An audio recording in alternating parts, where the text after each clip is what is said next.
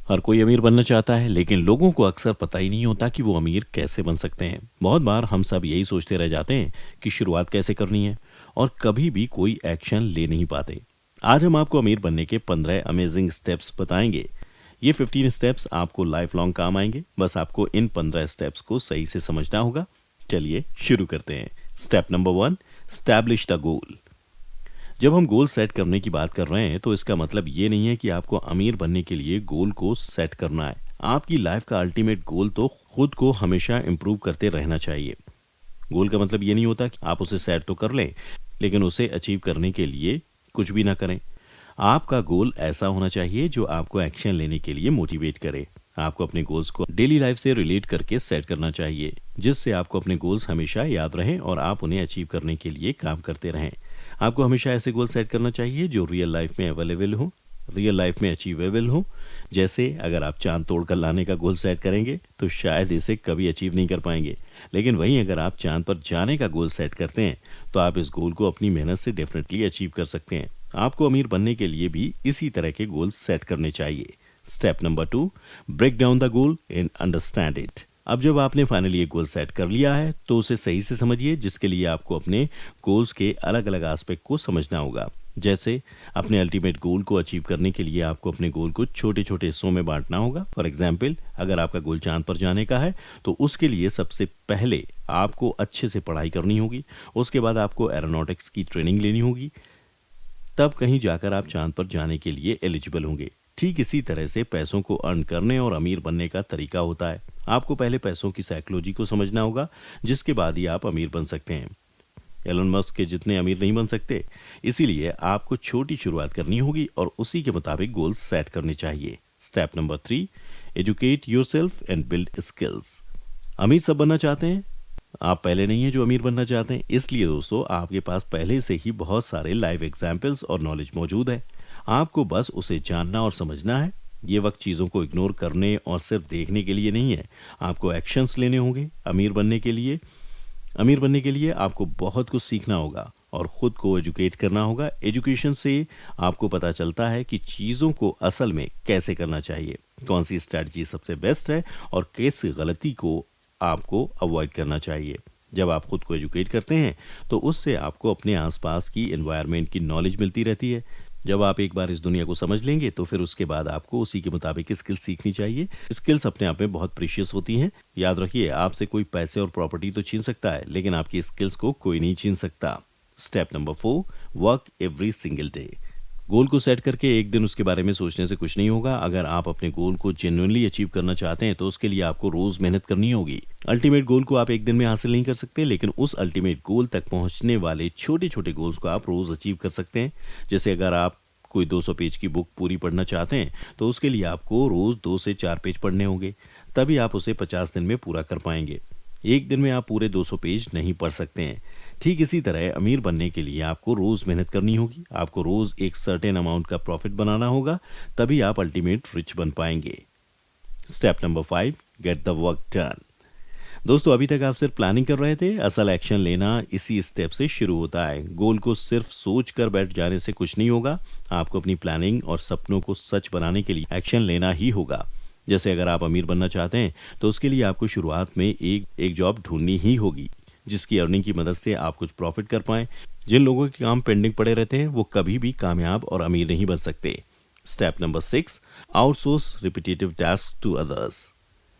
हम सभी की कुछ स्ट्रेंथ और वीकनेस होती हैं। हम सभी अपनी स्ट्रेंथ से बहुत कॉन्फिडेंट महसूस करते हैं, वहीं दूसरी तरफ वीकनेस से डर जाते हैं।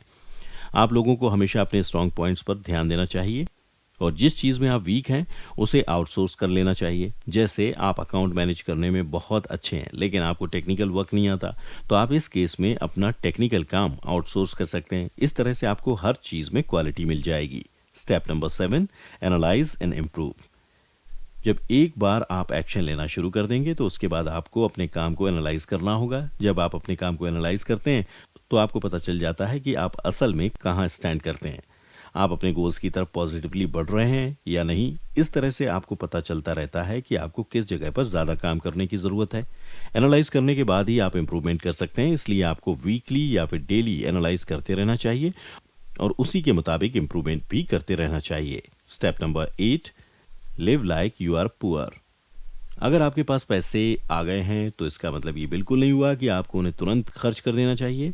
आप किसी भी अमीर इंसान को देख लीजिए, वो आपको दिखने में सबसे ज़्यादा पुअर लगेगा। यही एक वो पॉइंट है जो अमीर और गरीब के बीच की दीवार है। जब आप अमीर होने के बावजूद भी गरीब की तरह रहते हैं तो इससे आपका सेल्फ कंट्रोल बढ़ता है। आप अपनी ख्वाहिशों को मारकर अपने मेन गोल पर फोकस कर पाते हैं। याद रखिए, आप जितना ज़्यादा गरीबों की तरह जीते हैं आप उतने ही ज़्यादा अमीर बनते जाते हैं। Step number 9, save to invest. Finally जब आप एक्शन लेना शुरू कर देते हैं, एनालाइज और इम्प्रूवमेंट करते हैं और उसके साथ साथ सेल्फ कंट्रोल और डिसिप्लिन के साथ जीते हैं तो आपके पास सेविंग करने का ऑप्शन आ जाता है। दोस्तों, आप बिना सेविंग करे अमीर कभी भी नहीं बन सकते। ज़रा खुद ही सोचिए, जब तक आप सेविंग नहीं करेंगे तब तक आप इन्वेस्टमेंट भी नहीं कर पाएंगे। इसलिए आपको ज़्यादा से ज़्यादा सेविंग करनी चाहिए। Step number 10, invest. इस स्टेप की शुरुआत आप फाइनली अपनी वेल्थ को क्रिएट करना शुरू कर देते हैं। आपको अपने पैसों को अच्छी और सेफ जगह पर इन्वेस्ट करना चाहिए। चलिए हम आपको कुछ सेफ इन्वेस्टमेंट ऑप्शंस बताते हैं। Real estate, certificate of deposit, bonds, dividends, antics. दोस्तों, ये वो ऑप्शंस हैं जो सबसे ज़्यादा सेफ होते हैं। अगर आपके पास रिस्क की अच्छी नॉलेज है तो आप रिस्क की चीज़ों में भी इन्वेस्ट कर सकते हैं। हमारी सलाह यही है कि आपको हमेशा सेफ जगह पैसे इन्वेस्ट करने चाहिए। स्टेप नंबर 11, री invest in the main business.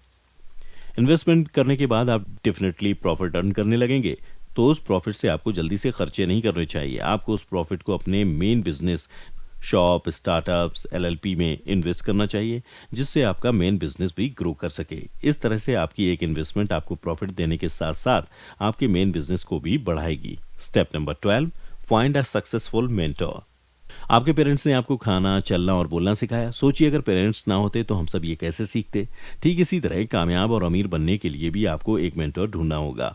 आपका मेंटर कोई भी बन सकता है, बस आपको उस इंसान पर भरोसा होना चाहिए और वो खुद एक कामयाब इंसान होना चाहिए, क्योंकि अगर वो खुद कामयाब नहीं होगा तो आप खुद कभी उनकी रिस्पेक्ट नहीं कर पाएंगे। इसलिए आपको अपना मेंटर बहुत सोच समझकर ढूंढना चाहिए। Step number 13, build your network. जब आप वेल्थ क्रिएट करने लगेंगे और अपने बिजनेस को भी बिल्ड करने लगेंगे तो इसके बाद अगला स्टेप होता है अपने नेटवर्क्स और कनेक्शंस को स्ट्रॉन्ग करना।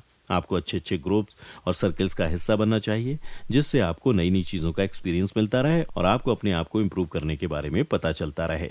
Step number 14, increase your contacts to diversify your portfolio.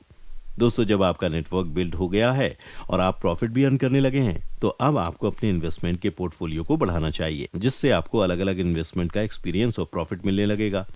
इस तरह से आपकी नॉलेज भी बढ़ती रहेगी और आप इम्प्रूवमेंट भी करते रहेंगे। आपके कॉन्टैक्ट जितने ज़्यादा बढ़ते रहेंगे आप उतने ही ज़्यादा कामयाब और उसके बाद अमीर बनते जाएंगे। Step number 15, sell the business and do it all over again but bigger. हर बिजनेस की अपनी एक शुरुआत होती है और अपना एक एग्जिट प्लान भी होता है। ये लास्ट स्टेप बहुत इंपॉर्टेंट होता है। हर बिजनेस की अपनी एक साइकिल होती है जिसमें बिजनेस स्टार्ट होकर डेवलपिंग स्टेज पर जाता है, जिसके बाद वो पूरी तरह से डेवलप हो जाता है। डेवलप्ड स्टेज के बाद डिक्लाइनिंग स्टेज आता है, जब प्रॉफिट्स कम होने लगते हैं और लॉसेस शुरू हो जाते हैं। इस स्टेज पर कुछ नया करने की ज़रूरत होती है। अगर आप नया नहीं कर पा रहे हैं तो आपको उस बिजनेस को सेल कर देना चाहिए और एक नए बिजनेस में इन्वेस्ट करना शुरू करना चाहिए। लेकिन हर इन्वेस्टमेंट आपको बहुत सोच समझकर और पूरी मैथ्स करने के बाद ही करनी चाहिए।